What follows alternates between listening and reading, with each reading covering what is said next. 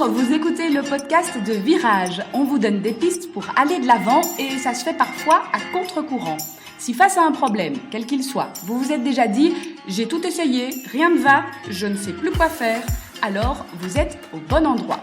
Je suis Marina Blanchard, psychologue, formatrice et fondatrice de Virage. Mon école s'inscrit dans la lignée de celle de Palo Alto, c'est-à-dire de la thérapie brève. Et je suis Peggy Van Lierde, chef d'entreprise, journaliste et coach en développement personnel. Ensemble, nous vous proposons des réflexions pour avancer autrement. Alors on retrouve Charlotte pour un troisième et dernier épisode. Bonjour Charlotte. Bonjour Peggy, bonjour Marina. Bonjour Charlotte. Médecin généraliste mais spécialisé dans la médecine du stress. On a pas mal parlé de ce stress. On a évoqué dans l'épisode précédent des pistes pour sortir du burn-out. Aujourd'hui, on a envie de partager des pistes par rapport justement à ce stress. Alors pas forcément en situation de burn-out. On peut vivre des stress qui sont aussi très handicapants. Et puis parfois du stress chronique qui peut aussi ne pas toujours se transformer. On ne doit pas arriver spécialement à l'état d'épuisement ou d'effondrement pour pouvoir mettre des choses en place. Et donc le stress, c'est cette perception d'avoir un déséquilibre entre ce qui nous coûte des pressions, que ce soit des pressions externes ou des pressions internes, des demandes, des sollicitations, et de l'autre côté avoir un manque de ressources pour répondre à ces pressions ou à ces demandes. Et donc là, du coup, il y a un déséquilibre et donc il y a une réaction de stress qui se fait dans le corps. On a un peu cette image de balance. Exactement. Entre sollicitation et ressources, en fait. Comment, évidemment, aller réajuster, retrouver un équilibre? Eh bien, c'est soit on va pouvoir ajouter des ressources, voir qu'est-ce qui me ressource, qu'est-ce qui me fait du bien, ou de quoi j'ai besoin pour pouvoir répondre à une pression ou un stress en particulier. Mais finalement, de façon générale, c'est souvent un ensemble de sollicitations et de demandes et un ensemble de manque de ressources. Et donc voilà, donc soit on travaille sur les ressources, soit on travaille sur ce qui pèse dans cette balance. Et donc, comment est-ce que je vais pouvoir finalement enlever des pressions, des sollicitations. Et donc, et ça, c'est quelque chose que moi, j'invite souvent mes patients à faire. Et puisque chez Virage, on aime bien donner des tâches, c'est vraiment une petite tâche sur 1, 2 ou 3 semaines et de voir vraiment tous les jours, finalement, pouvoir identifier en fin de journée, aujourd'hui, qu'est-ce qui m'a ressourcé, qu'est-ce qui m'a fait du bien, qu'est-ce qui m'a procuré finalement du bien-être. Et puis aussi, qu'est-ce qui m'a stressé, qu'est-ce qui m'a coûté, autant dans mon quotidien, dans ma vie privée, que dans ma vie professionnelle. Et pourquoi pas rajouter parfois une 3e colonne, ça dépend un petit peu, mais pour voir finalement, par rapport à ce qui me coûte, quelles seraient les pistes de solutions. Par exemple, il y a beaucoup de parents chez qui le trajet pour les enfants, pour les activités, etc. Quand on a plusieurs enfants, on court un peu dans tous les sens. Une des solutions, ça pourrait par exemple être demander de l'aide à un autre parent. Si en fait il y a un autre parent qui va au même endroit, pourquoi pas à ce moment-là solliciter de l'aide. Et donc ça, c'est vraiment une façon de pouvoir rééquilibrer cette balance, de voir qu'est-ce que je pourrais enlever dans ce qui coûte. Et puis il y a des choses qu'on peut pas, auxquelles on peut pas toucher. Et lister, ça permet d'y voir un peu plus clair. Exactement, parce qu'en fait, on va souvent, il y a quand même quelque chose de récurrent. Donc c'est pour ça que ça vaut la peine de le faire sur 2-3 semaines, parce qu'alors on peut vraiment voir, souvent il y a une récurrence des choses qui coûtent ou des choses qui ressourcent. Et donc l'idée à la fin, c'est de voir, alors je vois ce qui me fait du bien, je vois ce qui me coûte, je vais pouvoir peut-être réajuster cette balance. On sort un peu en fait d'une situation où on subit sinon cette balance qui bascule dans le mauvais sens, parce que dans le bon sens ça va bien évidemment. En reprenant une forme de contrôle, en listant les choses et voir où on a un pouvoir d'action. Exactement. C'est intéressant. Ouais. Et alors évidemment le stress, ça va aussi avec énergie, puisque ça on en a parlé dans les précédents podcasts. Quand il y a trop de stress, il y a une baisse d'énergie, voire un épuisement.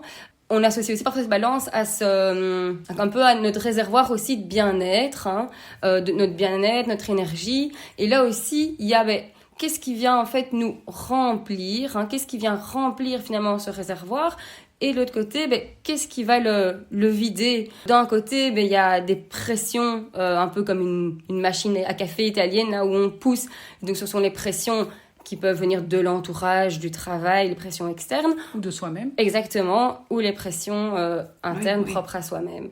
Et donc, du coup, on peut déjà jouer aussi sur ce tableau-là, quand ce sont des pressions qu'on se met à soi-même, peut-être voir où est-ce qu'on peut un petit peu diminuer ses exigences. Et puis, on peut, dans l'image d'un réservoir où il y a finalement un robinet, du coup, si le robinet est grand ouvert, évidemment, le réservoir va se vider. Donc, si on vient finalement se remplir avec des ressources, mais qu'en fait, à côté de ça, le robinet coule à flot, évidemment, ce niveau d'énergie et de bien-être ne va pas être très haut.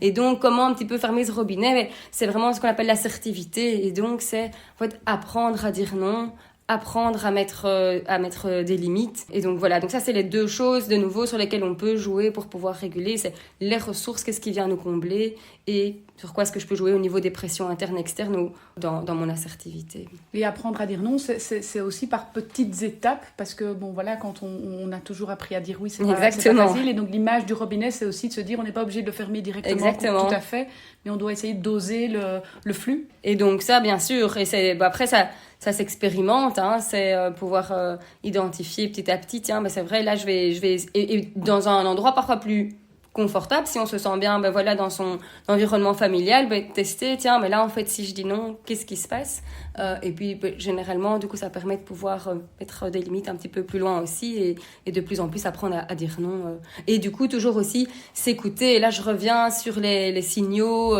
qu'on a énumérés dans les derniers podcasts, mais ce réservoir il a une jauge évidemment, donc quand le réservoir est de plus en plus vide, nos signaux physiques ou cognitifs ou émotionnels, évidemment, clignotent de plus en plus en rouge. Et donc, c'est important de pouvoir vraiment s'écouter. Et en fait, dans ce qu'il remplit, ce réservoir, donc qui remplit l'énergie, donc il y a évidemment, j'imagine, d'abord des aspects très physiologiques, quoi, de sommeil, combien de sommeil. Tout à fait. L'hygiène de vie, l'alimentation, l'activité. Il y a d'autres choses encore. L'activité physique, mais de nouveau, l'activité physique quand c'est un bien-être, pas quand c'est un il faut, quand c'est une injonction, parce que ça arrive souvent. Voilà, exactement. Et puis ça peut être aussi aller se balader, prendre le temps parce qu'il y a beaucoup de gens qui disent en fait moi j'adore me balader, j'adore la nature, mais en fait on prend plus ce temps-là, aller se faire masser, passer du temps avec des amis, voilà, ça peut aller dans la tranquillité, on peut aller un peu plus dans l'action, on peut aller un petit peu plus dans des moments de partage, donc ça va dépendre évidemment d'une personne à l'autre. Oui. Et du coup, de nouveau, une petite tâche qu'on peut imaginer, c'est vraiment se bloquer ce temps-là dans son agenda pour prendre ce moment ressource que souvent il passe à la trappe. Et donc, quand il est bloqué dans l'agenda, c'est un moment où on sait que on va pouvoir ou mettre une activité physique ou aller faire une balade ou prendre le temps aussi de préparer un bon repas parce que l'alimentation, c'est sûr, c'est aussi important. C'est intéressant, je trouve, de vraiment se dire c'est personnel en fait, et donc peut-être une première tâche, puisqu'on parlait de tâches, d'observation de ce qui me fait du bien, donc comme tu le disais, et puis peut-être aussi une tâche d'observation de ce qui fait du bien aux autres, parce que ça peut être inspirant. Parce que j'ai l'impression que certaines personnes, quand ils sont vraiment dans le stress, ils voient même plus trop ce qui peut leur faire du bien, et donc je pense que ça peut être aussi intéressant d'aller observer comment d'autres se ressourcent, et te dire je vais essayer. Après c'est pas pour ça que ça va nous correspondre. Bien sûr, c'est vrai qu'il y a beaucoup de gens qui ne savent plus comment se faire plaisir, comment relever leur niveau d'énergie. Oui, bien sûr. Oui, et après je m'imagine quelqu'un qui est aussi très stressé, par exemple au niveau du boulot, si on lui dit essaye de caser dans ton agenda quelque chose qui te fait plaisir, ça peut aussi augmenter le stress en fait. Oui, tout à fait. Et en même temps, ça c'est aussi important, c'est quand ce stress grimpe au niveau du travail, c'est de pouvoir expliquer qu'il y a ce phénomène un peu élastique où plus on tire, plus l'élastique se tend, et donc en fin de journée, la tension est vraiment très très élevée.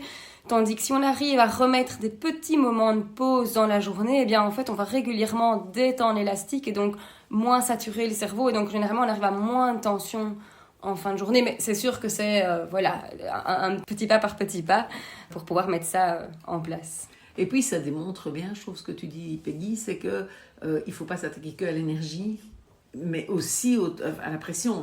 Et en fait, quelque part, il faut travailler des deux côtés, parce que c'est vrai que si on veut ajouter des trucs pour gagner d'énergie, mais qu'on diminue pas les pressions, les attentes, les sollicitations, on se retrouve effectivement une sollicitation. Et donc c'est important vraiment de se dire, ben voilà, oui, je suis stressée par le travail, je dois tout le temps travailler, donc je peux pas rajouter des moments. Ben, peut-être qu'il va falloir renoncer à certaines pressions du travail et se dire, ou se donner des délais plus longs, enfin voilà, et adapter aussi ce côté-là. Et je pense que ça, c'est vraiment intéressant dans ce que tu disais, c'est d'avoir vraiment les deux jauges et de travailler des deux côtés. Oui. Merci beaucoup Charlotte pour ces pistes. On vous invite évidemment à réécouter les 3 épisodes avec Charlotte Debru qui nous ont permis de parcourir vraiment ce trajet du stress depuis des petits stress jusqu'à un effondrement qu'on appelle le burn-out. Merci à vous deux en tout cas de m'avoir invitée. Avec plaisir, c'était très chouette.